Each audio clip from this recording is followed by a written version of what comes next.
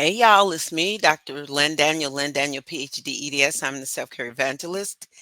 I hope you all are doing well. I hope you all have had a blessed, fruitful, positive, productive week. It is Friday, February 14th, 2025, and we are in week three of our class, Self Care and Social Emotional Wellness through Bronfenbrenner's Ecological Systems Theory. Week three, we are looking at understanding the interactions between your microsystems. And I know this week I've been busy with my own personal self care and with assisting a family member with their self care. So it's been quite an eventful week for me. So I really have not posted any content to support you, but I made this slide presentation to support you with analyzing the interactions in your systems, okay? Your ecological systems. So let's just dive in, you all. Let's just go for it. All right, here we go. Well, let me get to the first slide. I previewed this time because I wanted to make sure all the slides did look good. So here is the title of our presentation, The Impact of Psychological Safety on Communities and Bronfenbrenner's Ecological Systems Theory. So we're looking at psychological safety today. How safe do you feel in the communities that you engage in? And so if you will recall, let's go look at those communities. The communities, we start in the center because you are the main character. Yes, you are in your ecological systems theory. The world, it revolves around you. Now, not in a narcissistic manner where you're being mean, cruel, selfish, and like that. No, this model is a developmental model. So it helps you to focus on yourself and how you or developing as a human being in connection and in relationship to these layers of your life. This is a lived experience model, if you will. So we start with the individual, looking at your gender or sex, your age, your health, other features, right? Your level of ability, your height, your race, your ethnicity, your beauty. I mean, so much is here with you. Okay.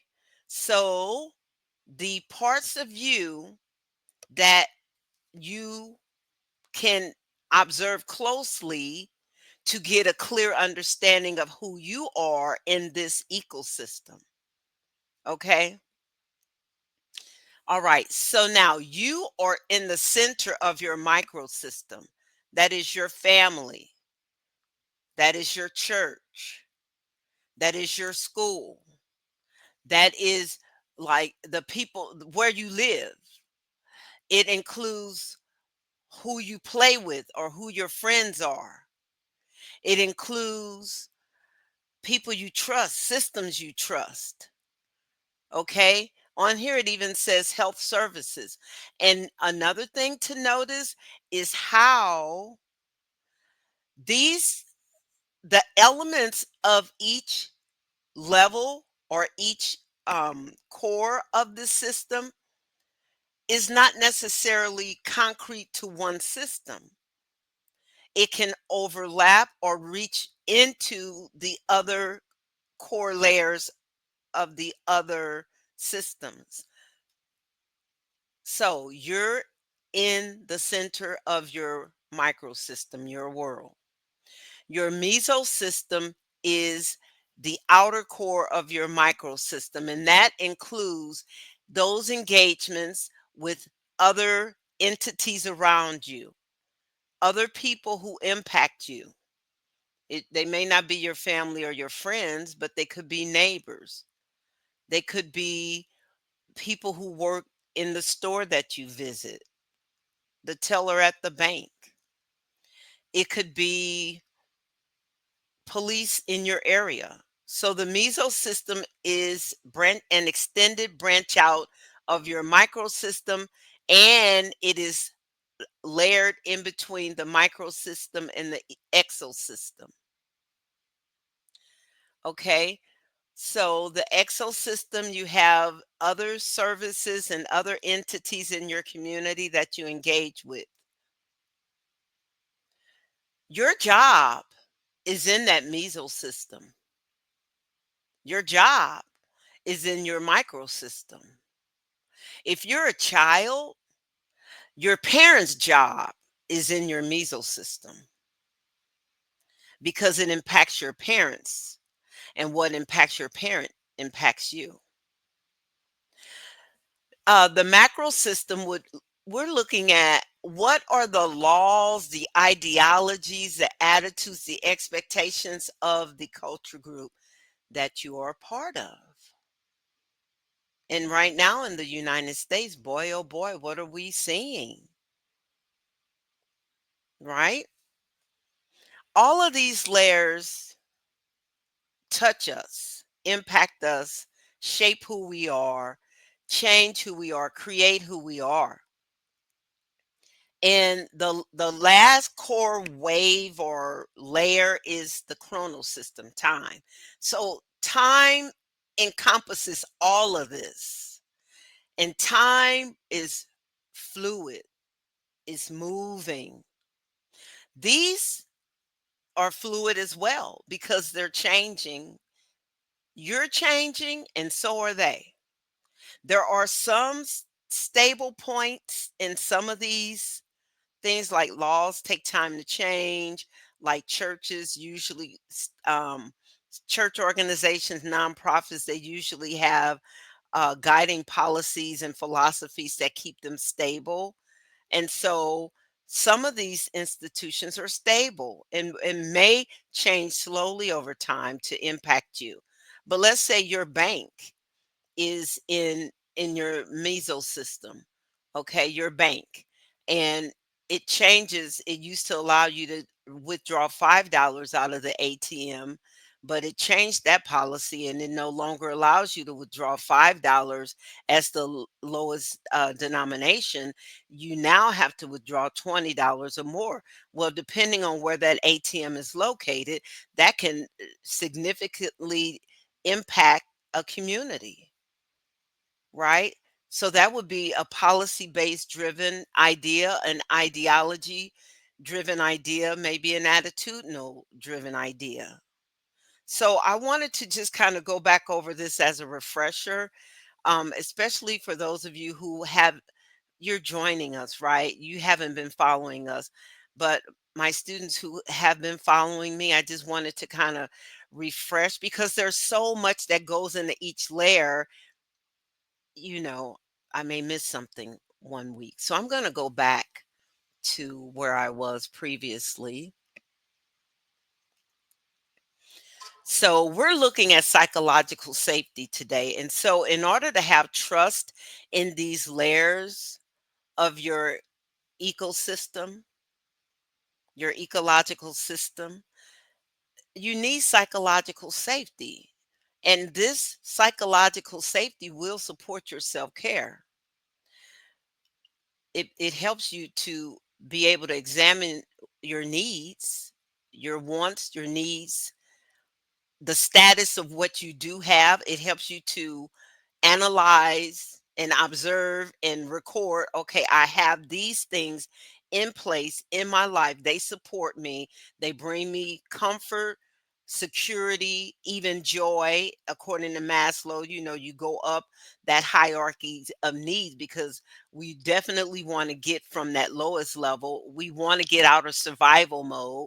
We want to be able to rise to the top to self actualization, where we can know who we are, experience our full selves, and love ourselves and enjoy our life. And we can't do that without psychological safety or without an understanding of how to navigate situations, communities, ecosystems that lack psychological safety. So today we're looking at psychological safety as a component of your self care plan. Okay. Now, psychological safety refers to your perception of any consequence of you speaking the truth, of you advocating for what you need, of you taking an interpersonal risk on the job and making a comment to a person, and then how that person responds. If you are in a psychologically unsafe environment, your words will be twisted up. People will use their lack of knowing you, their lack of understanding of you, their biases against you. You're too tall for a woman, or you're black, or your hair is too nappy, or whatever. You wear glasses, you're too short as a man. We can't trust you. You get explosive and you're when we talk, you talk too loud, and that to me, interpret that as you exploding and being violent, verbally violent. Right. You make a statement to a person, and then they interpret that statement through their lens of biases about you or a group you represent. And then they take that information and respond to you according to what their perception is. And then they may go off and to someone else and misinterpret that whole interaction. That is a psychologically unsafe situation right there. I just gave you an example. Okay. So in community, psychological safety affects your mental health. It affects how you socially engage with the people on your job, and it definitely affects your level of trust with those individuals on your job. I know that in as a personal and I've shared with you all that I am my first case study, and I continue to document, and I have documented times in recent times where I felt psychologically unsafe because of people preconceived notions about me, or they don't like me because I have a doctorate, because I'm educated. They don't like me for some reason. I'm a Christian and they know that, right? I have values and they don't like me. And I know they don't, but how do I handle that? And this is what we are learning in this class. So, an awareness, we need to have an awareness of ourselves and the others around us. But we also have to have an informed, scripted response, sometimes scripted, until you learn how to personalize that response, own it, and make it yours. But these are things that will help to build psychological safety. I'm getting ahead of myself a little bit, but I want you all to understand what I mean. Like what this course is designed to do, guys, students, this course is really designed to help you man up, like help you to step up and take the reins over your life and really start designing the life that you want for yourself. And a part of that is being aware of, do you have psychological safety in your communities? And oftentimes, when we don't have psychological safety in our first community of origin, like our families, our first families, we take on we develop coping mechanisms. Some of them serve us and some of them don't serve us as adults. They serve us as children or as young adults, adolescents. But when you are moving professionally in spaces with highly skilled individuals, people who have studied, they have high level skill sets. They know how to manage themselves in those sets. They know how to manage themselves with their skill sets in those scenarios. And if they're unhealthy, they will mismanage you. And then you'll often run into individuals who are mature in age, but they manage themselves like high school kids, high school students, freshmen, middle schoolers. And so this course is really designed to help like transform you. Okay. So in community, psychological safety affects us. And so if we don't have it, we will we will feel it. If we don't have the skills to deal with it, we're going to feel it. You're going to feel it anyway, but when you have the skills to navigate it and to manage it, you can continue to do your thing, do your job, go to your school and learn. You are able, you're better equipped to manage because then you can isolate this problem. You know that it's not a you thing, it is a problem with that community or individuals within that community. And let's move on so we can see how that shows up. So, the four stages of psychological safety. So, we have inclusion safety, which we just saw the executive order dismantling DEI, and we saw attorneys supporting that. So, inclusion safety, it has been done away with. Learner safety is being attacked because we have executive orders dismantling the Department of Education and specifically going after 504s, which are uh, scenarios or legal documents or plans, prescriptions that help educators support students, learners who do not have an IEP, but they do have some sort of medical need or some kind of psychological need or something um, to support their success in the learning environment. We also see learner safety being attacked by IEPs, individualized educational plans, are being attacked as well. Okay. Um, Contributor safety. So you're a student at school and you all are having a discussion in the classroom and you raise your hand to contribute and the professor ignores you or calls on you with a snide comment or calls on you, you respond and then they negatively respond to what you said, or you are a professional in a meeting and you don't you have scoped out the layout of the land. You notice how the individuals on the team function, how they engage, and so you just choose not to engage. It's like you know that it's a dog eat dog or it's a competition or it's a hierarchy type of thing and you just say I'm out, I'll sit this out because you don't feel safe. Why do I have to combat someone to engage? No. And then challenger safety. Okay, so you then challenge an ideology on the job, in the school, in the community, at the school board, at the grocery store, at the bank.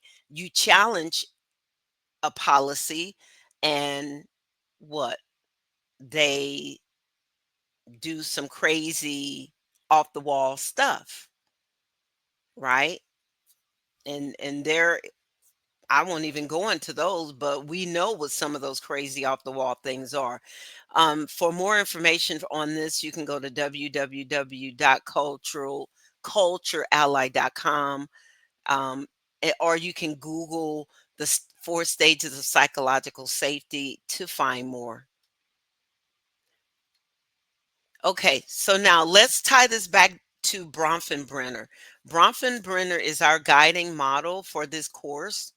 His ecological systems theory is our theoretical framework that we are using to analyze our self care practices. We are analyzing ourselves in the center of our world. We are the main character in our world. This is a developmental model. So we're looking at how we are changing and growing and maturing and developing our skill set, our sense of knowing who we are and how we function in our closest relationships, all the way out into all those other relationships and systems. Okay. And so you should already know, students, that these layers of the ecosystem, they do interact, and they do, it's not concrete. Some of them meld into the other, right? And so these shape our lived experiences. They shape our understanding of psychological safety. Psychological safety is another way of looking at owning your voice. Do you own your voice, and do you feel safe enough to speak your voice, let your voice be heard, and share your ideas? And oftentimes we do have to assess if a situation is best for us to remain silent, because that's one of our constitutional rights. You have the right to remain silent, because there are some situations where your words will be used against you. They will be misconstrued purposely, on purpose. It's not that the person did not understand you, they're weaponizing your words. Okay? So we have to have a strategic thinking to know when to just keep our voice silent among adversarial people and systems. And then, so look at this example. You have a child who is experiencing, like at school, they can't read, but the teacher doesn't know how to teach them how to read. So maybe the child sleeps, or the child daydreams, or the child doodles and draws all day or during the reading portion of the class, or the child misbehaves because they don't want to be called on to read out loud. They would rather be seen as tough, so they misbehave to get sent out of the classroom. Okay. Now imagine this child is an adolescent, not a third grader, but a ninth grader, a seventh grader, a senior. Okay. And then to exasperate the child's problem, you have a home environment where is just unsafe. The child cannot say, I can't read, or the child says it and they're shamed. What you mean you can't read? You've been to school all these years. You can read. I heard you read Jack and Jill when you were little. Well, that's as far as they got with their reading skills. Seniors, high school students, even middle school students read for understanding. All students read for understanding, like definitely comprehension is a part of reading, but you're not going to get to comprehension until you can get to deciphering words, decoding and analyzing. And it's so many things, guys. So you live in a family where it's not safe for you to advocate or to say anything. Your parents may be struggling with their own things and they're preoccupied. So they put you in charge of all the little ones, and you can say, "Hey, I need," you know. Okay?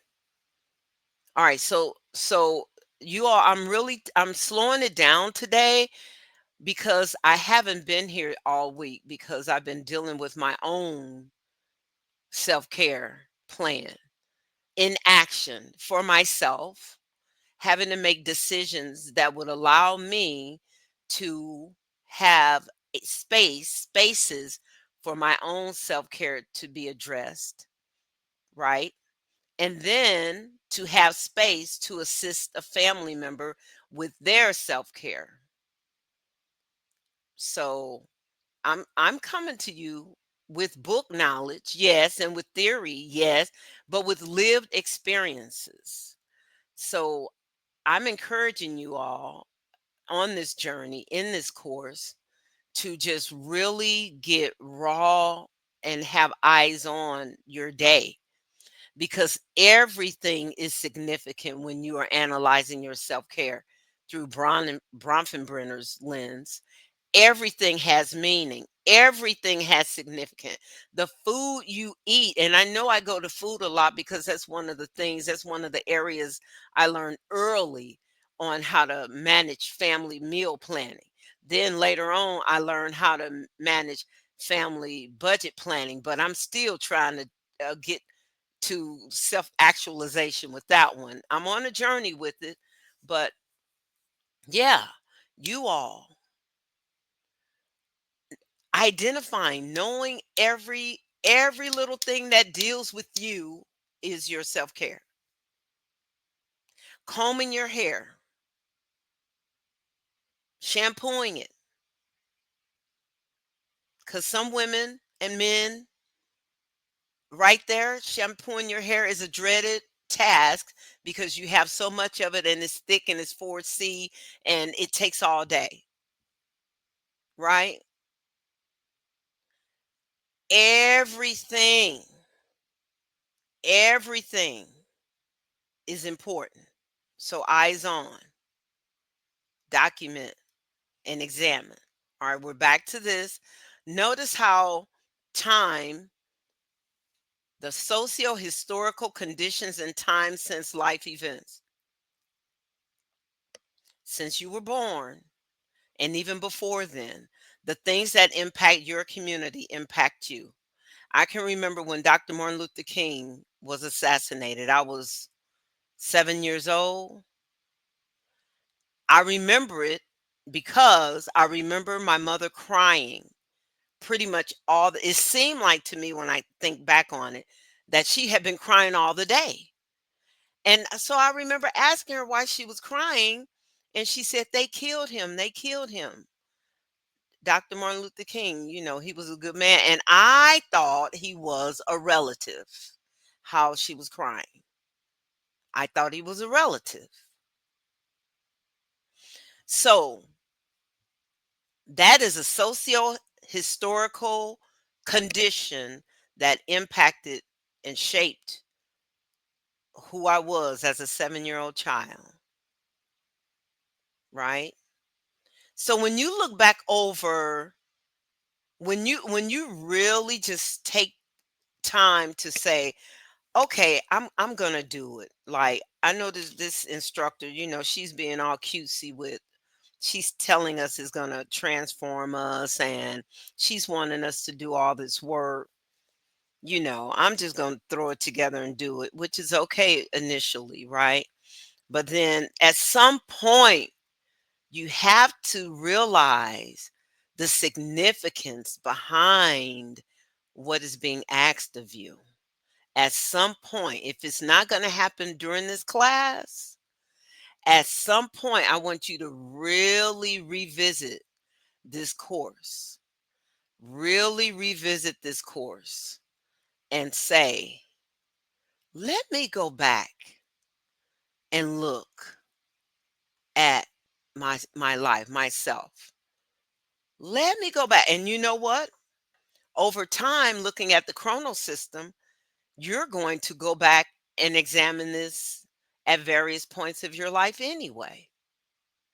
Every week, every month, quarterly, annually, every 5 years, every decade.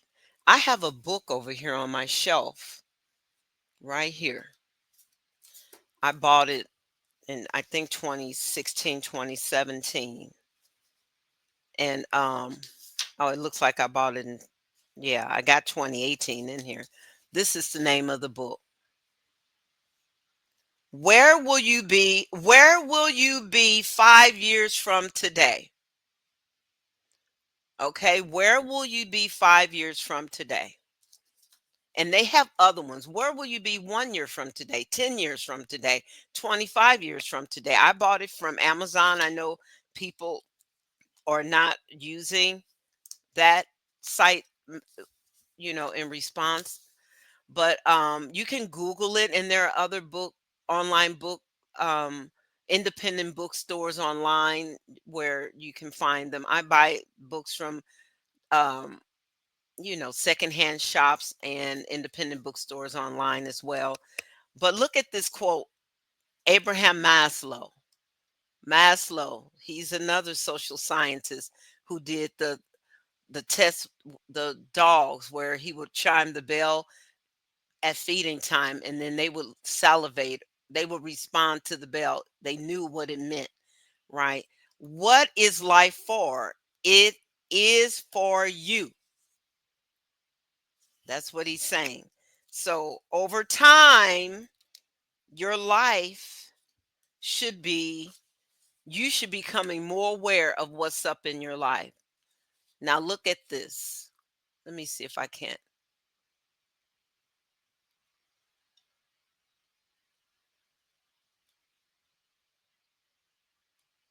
Look at this. I don't want to get to the end of my life and find that I lived just the length of it. I want to have lived the width of it as well. And for me, the width and depth of it, right? And that's the point of this class. Okay? That is the point of this class.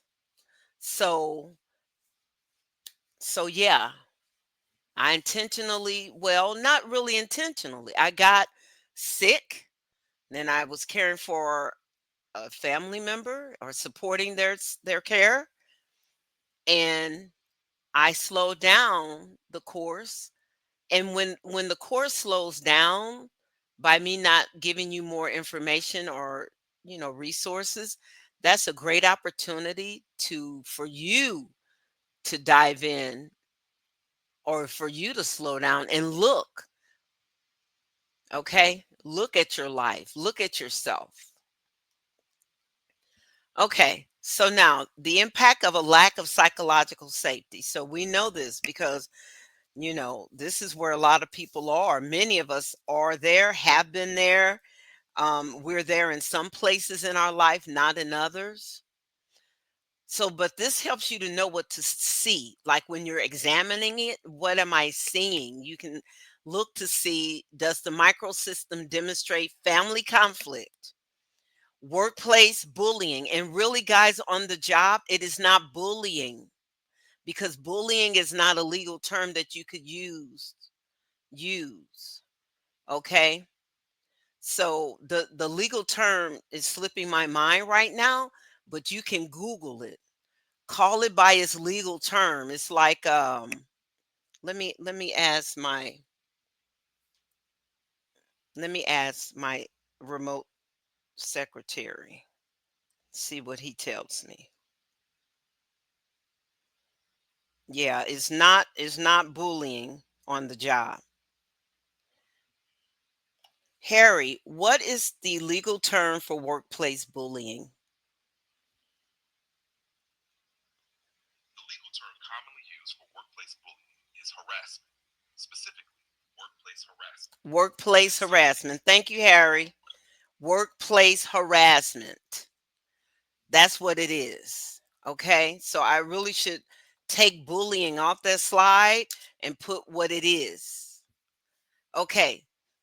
A lack of community trust. You can't even trust your family to follow through, maybe because of the breakdown in communication, because people don't trust each other enough to just be straightforward, because people haven't developed the skills to have a disagreement, like to allow a safe space to have a conversation, to understand that disagreement is a part of communication, and then how do we handle the disagreement? These are skills that we all need to learn. Okay. Meso system. I want you to look for your meso system that demonstrates disconnection. So the family is not connected to the school, and the school is not reaching out to families to support families. The community lacks support systems, no health clinics, no grocery stores. They have plenty of liquor stores, they have plenty of vacant lots. Okay, so then that would require community members to care enough to say, hey, let's reclaim our community. We understand change, the community has changed in the last 25 years, but we want to restore some systems of care back to our communities. So we're going to reach out and do these things like, but if the meso system demonstrates disconnection, you all, then psychological unsafety is there. If the family demonstrates conflict, if the job demonstrate workplace harassment, if there's a lack of community trust, psychological unsafety is there. If the exosystem demonstrates organizational policies that do not promote inclusivity or well being, the removal of DEI, the removal of other institutions, and people who are not of color are finding out how DEI is impacting them, because when you talk about diversity, when you're talking about inclusion, right, when you're talking about equity, these are terms of fairness, these are terms of care. But if you just call it by its initials, DEI, you're the majority who are not of color see it, they have equated it with inferiority. And then next to that, they want to put black, people of color are black. And then to support that bias, they then want to question our credentials when we do come with credentials, or they want to nitpick. I'm giving you all examples of spaces and what psychological unsafety looks like. That's what I'm doing right now in the exos system. So these policies, the people who are trying to uphold unfair policies, when an individual comes credentialed, then they either want to analyze and dissect the credentials or nitpick and fault find with tasks, anything about the individual, just to nitpick and find fault. Because I heard a man say recently, he was talking to people like him. He was a person of a European ancestry, and he was saying, you guys, listen, when black people are sharing their love and they're saying things like black love and they're saying things like black excellence, and you feel angry, that's, he says, you got to lean into that. Right there is where your racism lies. Why are you so negatively affected by black people expressing excellence and love? Because you're not centered in it, he said. It doesn't center you. You're not the main character. You're not the center of Bronfenbrenner's ecological system theory when it comes to black people. They are the center. So unpack that right there. That's racism. Now unpack it. Ask yourself why you feel like that. Understand why do you need to be the main character? Why can't you remove yourself and stop trying to oversee other people's lives and wellness and whole being? And why do you constantly have to compare yourself to black people? I'm adding this. He didn't say this. Why do you have to constantly compare yourself, black people, to you? It's not a competition. And in the United States or in other parts of the world, it's not a level playing field. So, okay. So, exosystems that have these unfair policies, you better believe people are psychologically unsafe in those spaces. The macro system demonstrates cultural norms that suppress open expression and vulnerability. So I remember when I first became a teacher back in the 1980s, hair was a big, like, okay, hair. Of course, black hair is typically different, curlier. but on a range. And it was picture day. And the picture company, the photographer company, brought hair combs for the students to groom themselves before they got a picture taken. And all the combs were those little combs about as long as this pencil with the fine teeth, all the fine teeth. Well, if you're wearing an afro and your hair is very bushy or curly, that comb will probably just go in and not be able to come through to comb the afro. So I spoke up and I said to, I can't remember who I said it to, but I spoke up possibly to a teacher that I felt safe because I was a new teacher and I had a team of teachers that I did feel safe with. So I probably said it to a teacher on the team. And then she probably said it, to one of the admin. And the following year, different combs were there. I believe either different combs or no combs. There was a response. And I believe there were different combs, like those combs, but Afro pick combs with the wider teeth. Okay. So I felt safe to say something. But what if I felt unsafe? I would not have spoken up. And then the students who had PE and maybe their hair was disheveled a little bit, coming to take a picture from a PE class, right? And they needed an afro pick or they needed a comb with just wider teeth to just comb through a brush, right? Okay, so then chrono system, the long-term effects over time.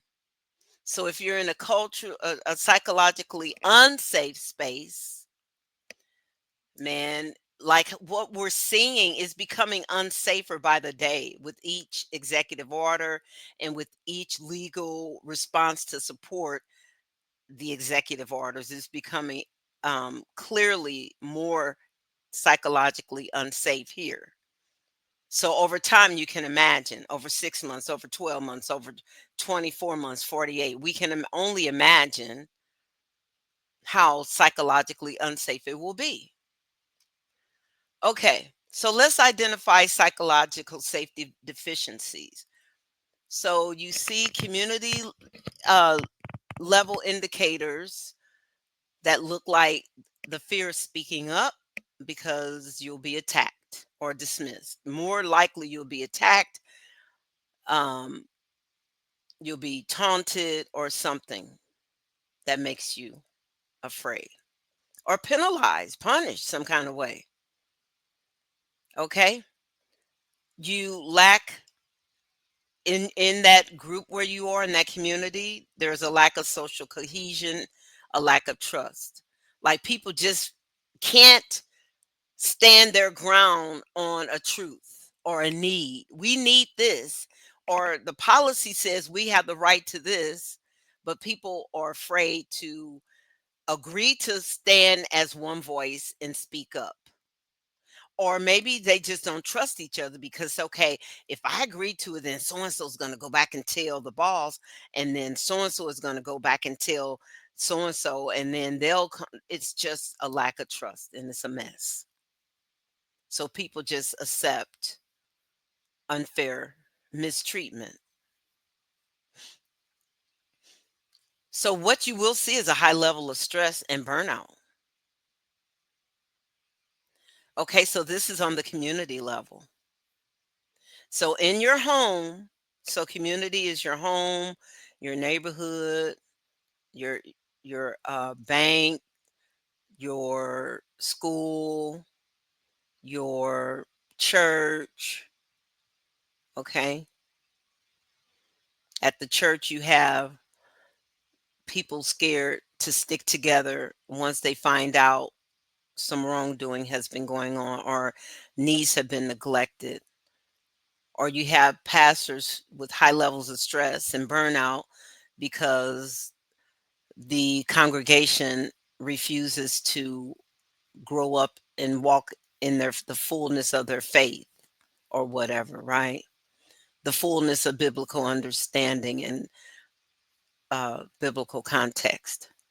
So then on the job, you have poor leadership support.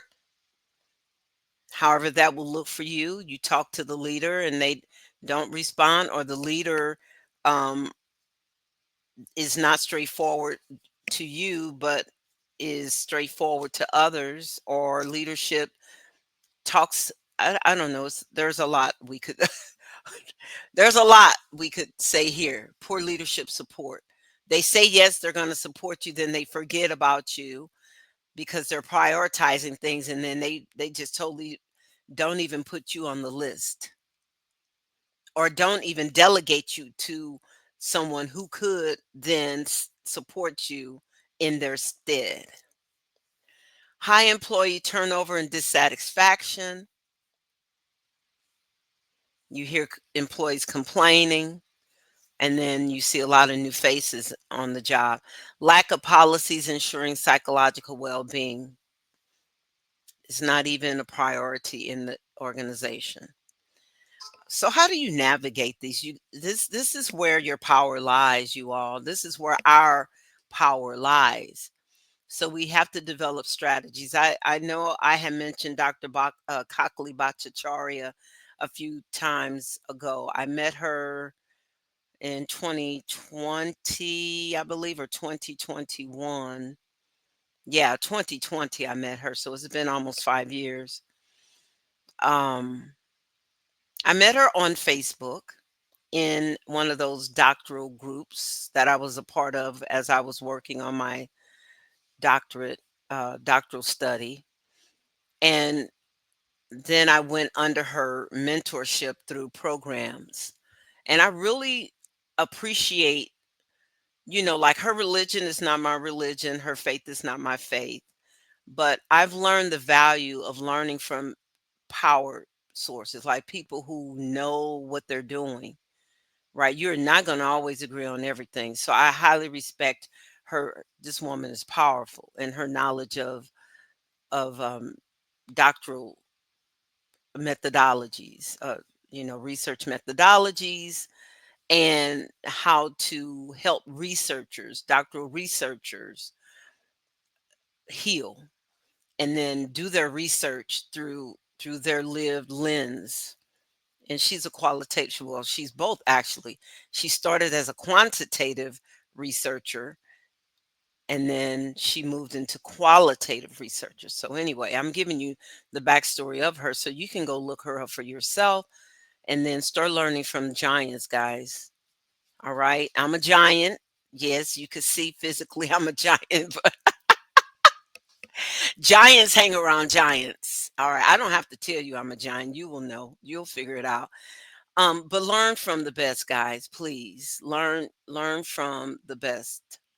Now, you have to have strategies, and she taught us the scripting strategy. That was one of the first strategies she taught us. Now, I'm not going to go into depth here on this video because I really want to keep some of this close. Um, you can Google it if you want. Maybe you'll find something, but I'm not going to teach you how she taught us. You figure it out. If you want, you can come to my big course, because my big course, you think this course is deep. My big course is really deep. Um, but you have to become self-aware. You have to understand, like, your level of how unsafe do you feel in these spaces? Why do you feel unsafe in these spaces? It's not, are you being gaslit in these spaces? What's the interaction in these spaces? Like, how are people treating you, and why are they treating you that way? And you're going to have to infer it based on your level of lived experience and understanding of social dynamics and human engagement, really. Like, so it helps you to, the reason you have to do this for uh the development of effective strategies is because it helps you to see how you're perceived. And so if you know that people don't take you seriously for whatever reason, it helps you to know how to deal with them. They don't take you seriously, so how are you going to take them?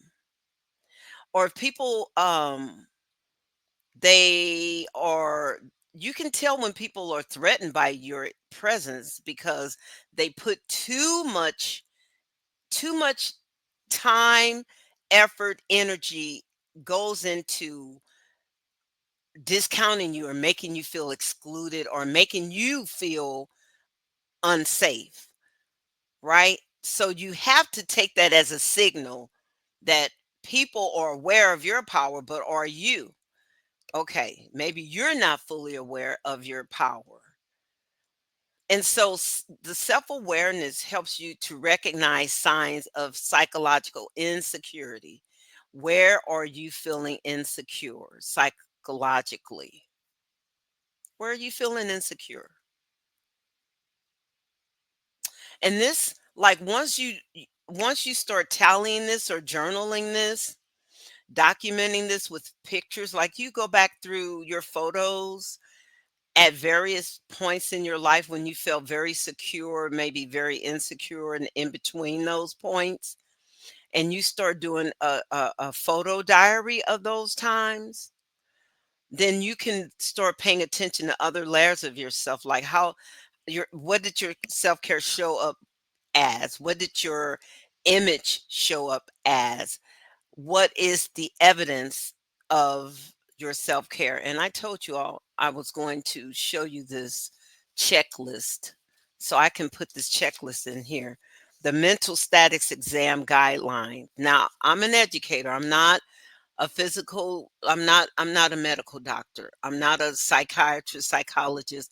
I'm an educator who has studied psychology, these things for my training as an educator, a classroom teacher, a person who writes curriculum, develops curriculum, who writes, does conducts research. I know these things for that reason. So I'm sharing with you, and you might want to write this down and Google it and find this checklist because it helps you when if you are going to go back and look at your photos and then do a photo diary of to because you're now going to look at yourself and your and signs of psychological insecurity. So you can look at through the mental status exam guidelines, that's the name of this document, MSE form 13-865 and it's called the DSHS form 13865. Okay, I hope you got that.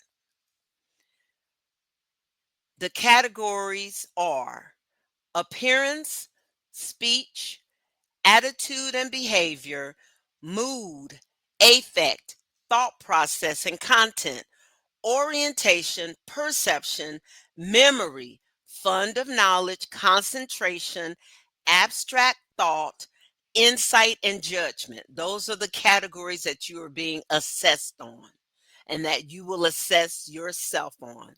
Now, appearance says, is the person well groomed or unkempt? So, when you go back and look at your pictures, that's what you're looking for. And you'll answer it. What is the person wearing? Jot it down, bullet it, or describe it as detailed as you want to get.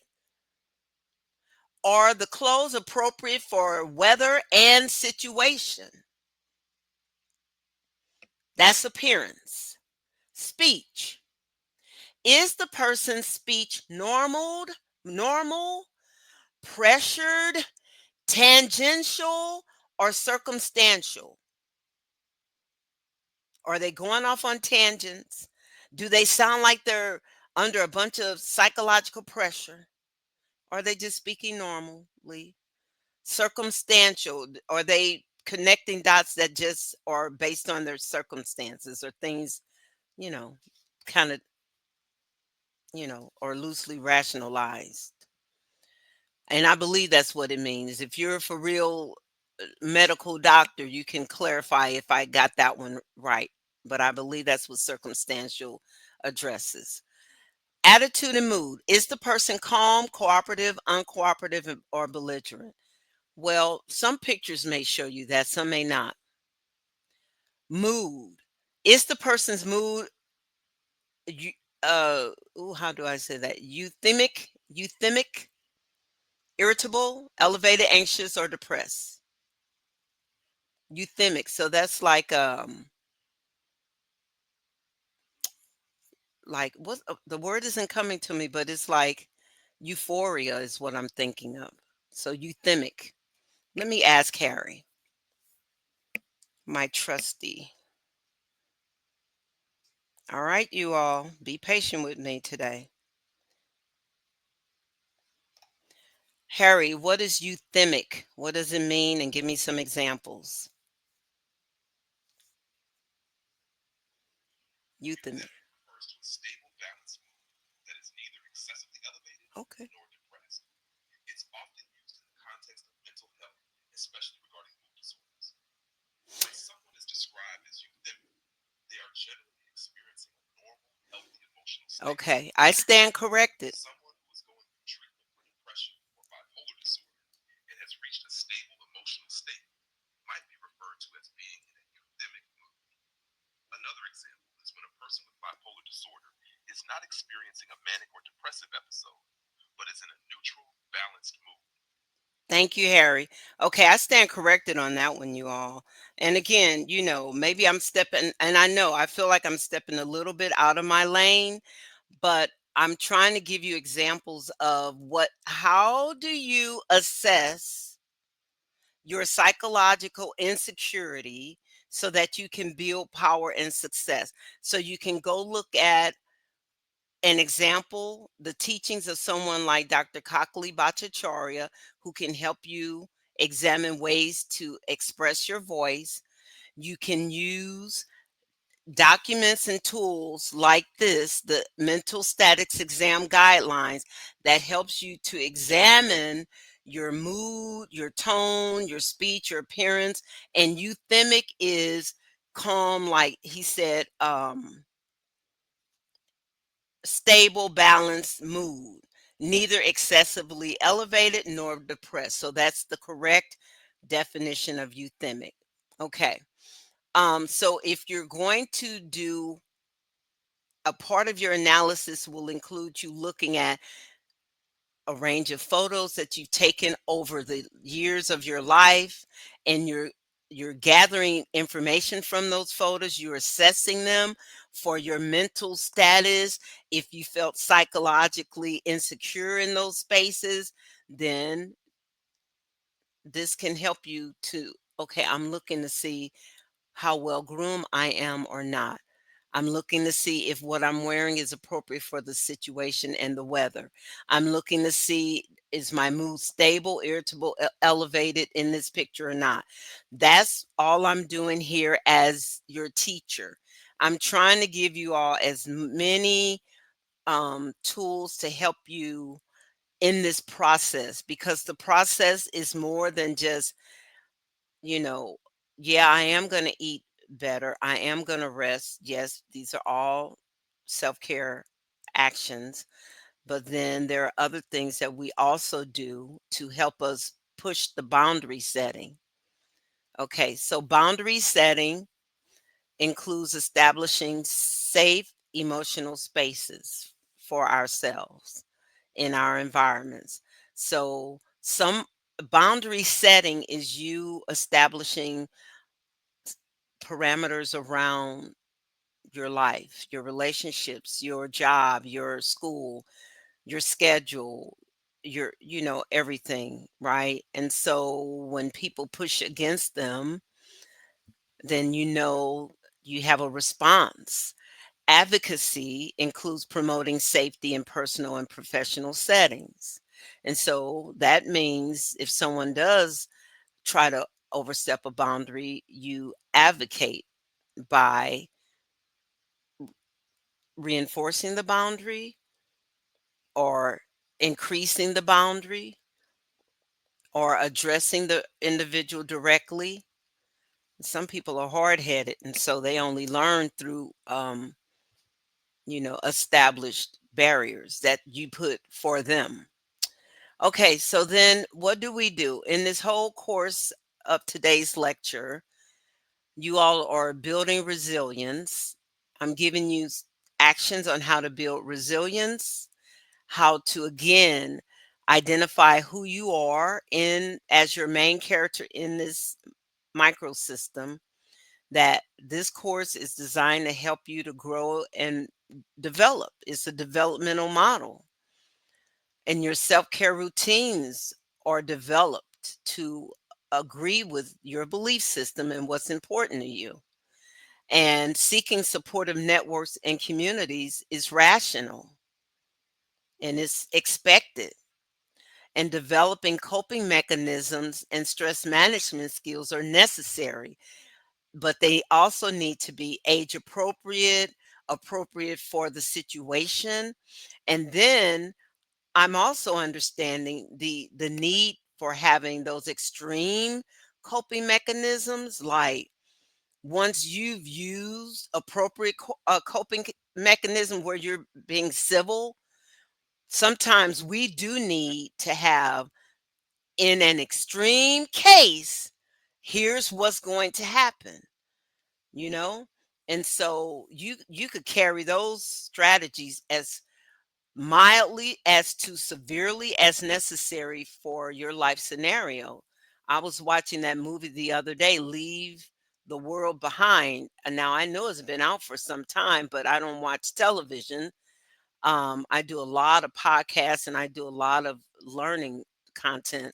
But I thought I would watch this movie. And so when I watched Leave the World Behind, I saw where there was a character in that story who didn't have a whole lot of speaking. He had a speaking part, but not throughout the whole movie. But he was an important character because he had developed coping mechanisms and stress management to the extreme that nobody paid. Like people probably laughed at him because of it. But look, it paid off.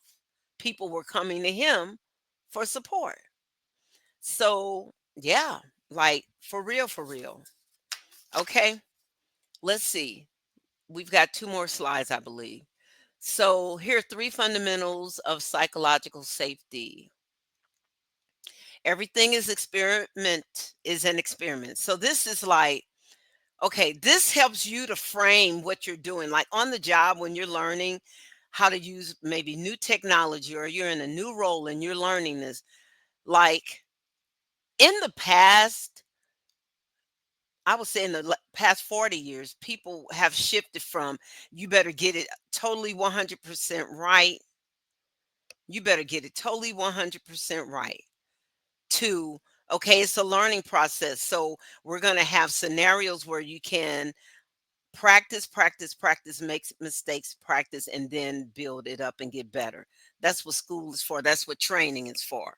So frame the work as a learning problem, not as an execution problem. So you're learning, okay? You're learning and you feel safe doing that. Make space to speak, model curiosity by asking questions. Okay. So you feel safe to ask questions, admit your mistakes, acknowledge your fallibility. Well, look, that's got an X by it and a check. Maybe right now you feel like if you acknowledge your mistake, you'll be penalized. You'll lose respect on the job. They won't trust you to do things anymore. Like for me, I was taught and I learned and function under framing everything as a learning. So when people see me make mistakes and I note how they respond, that tells me a lot about who they are as an individual. It tells me a lot about that they are afraid of mistakes because they probably make a lot of mistakes, and they probably have a lot of failure that they haven't recouped, or they haven't bounced back from.